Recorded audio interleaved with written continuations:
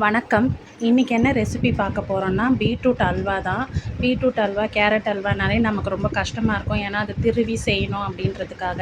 ஆனால் இன்றைக்கி நான் ரொம்ப ஈஸியான மெத்தடில் ரொம்ப கம்மியான இன்க்ரீடியன்ட்ஸ் வச்சு எப்படி நல்லா டேஸ்ட்டாக செய்யலாம் பீட்ரூட் அல்வா அப்படின்னு காட்ட போகிறேன். ஒன்றுமே இல்லை, ஒரு பீட்ரூட் எடுத்துக்கோங்க. நல்லா கொஞ்சமாக, ரொம்ப தண்ணி விடாதீங்க, கொஞ்சமாக தண்ணி விட்டு நல்லா பேஸ்ட்டாக அரைச்சிக்கோங்க.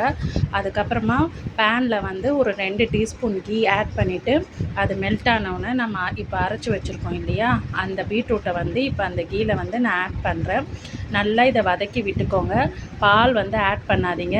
எப்போவுமே பீட்ரூட் அல்வாவில் நான் பால் ஊற்றுவாங்க. ஆனால் நான் இன்றைக்கி பால்லாம் எதுவுமே சேர்க்கலை.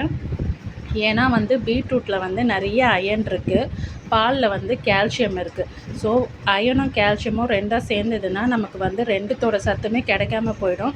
அதனால் எப்போவுமே பால் சேர்க்காதீங்க அயன் கண்டென்ட் இருக்கிற எந்த ஒரு டிஷ்லையுமே. ஸோ பீட்ரூட் செய்யும் போது, அதுவும் அல்வா செய்யும் போது கண்டிப்பாக பால் சேர்க்காதீங்க. இது குழந்தைங்களுக்கு செஞ்சு கொடுங்க, ரொம்ப நல்லாயிருக்கும், டேஸ்ட்டாகவும் இருக்கும், ஹெல்த்தியும் கூட. ஸோ இப்போ இது நான் தண்ணியே சேர்க்கலை.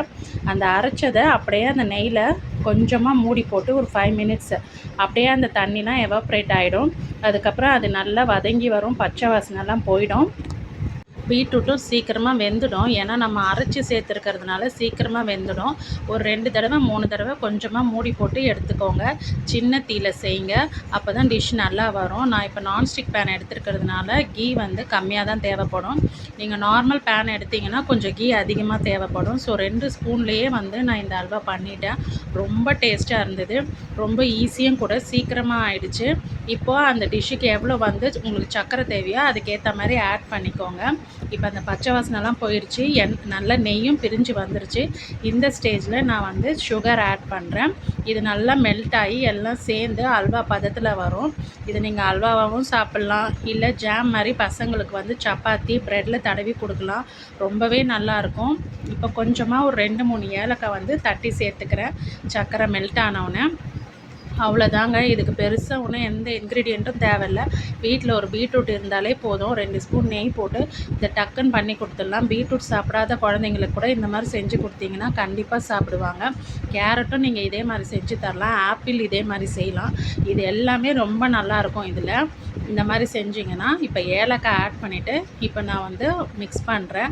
பாருங்கள் எவ்வளோ அப்படியே கலர் எவ்வளோ அப்படியே அட்ராக்டிவாக இருக்குது. பசங்களுக்கு கண்டிப்பாக பிடிக்கும். இந்த மாதிரி கொடுத்தீங்கன்னா பீட்ரூட் கண்டிப்பாக சாப்பிடுவாங்க. இப்போ பார்த்தீங்கன்னா அது நல்லா வாரத்தில் ஒரு தடவை இல்லைன்னா 2 தடவை இந்த மாதிரி நெய்யெல்லாம் பிரிஞ்சு. அயன் ரொம்ப நிறைய இருக்குது பீட்ரூட்டில், ரொம்ப நல்லது பீட்ரூட்டு உடம்புக்கு. ஹீமோக்ளோபின் ரைஸ் ஆகும், அதுக்கப்புறம் முடி கொட்டுறதெல்லாம் நிற்கும், ஸ்கின்னுக்கு ரொம்ப நல்லது. பீட்ரூட் பொரியலாகவே சாப்பிடாம இந்த மாதிரி குழந்தைங்களுக்கு செஞ்சு கொடுத்தா பீட்ரூட் சாப்பிடாத குழந்தைங்க கூட கண்டிப்பாக சாப்பிடுவாங்க. இப்போ நம்மளோட அல்வா ரெடி ஆகிடுச்சு. நான் பெருசாக எந்த இன்க்ரீடியண்ட்டும் சேர்க்கலை.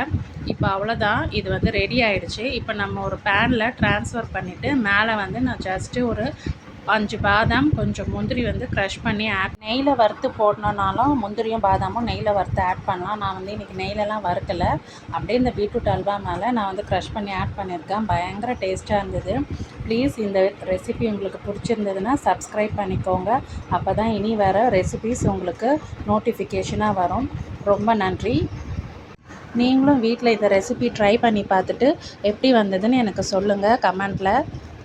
அவ்வளோதாங்க, நம்மளோட பீட்ரூட் அல்வா ரொம்ப சூப்பராக யம்மியாக ஈஸியாக ஒரு 10 நிமிஷத்தில் ரெடி ஆகிடுச்சு. வித் ஜஸ்ட் 5 இன்க்ரீடியன்ஸை வச்சு நீங்களும் ட்ரை பண்ணி பார்த்துட்டு எப்படி இருந்ததுன்னு சொல்லுங்கள். தேங்க்யூ.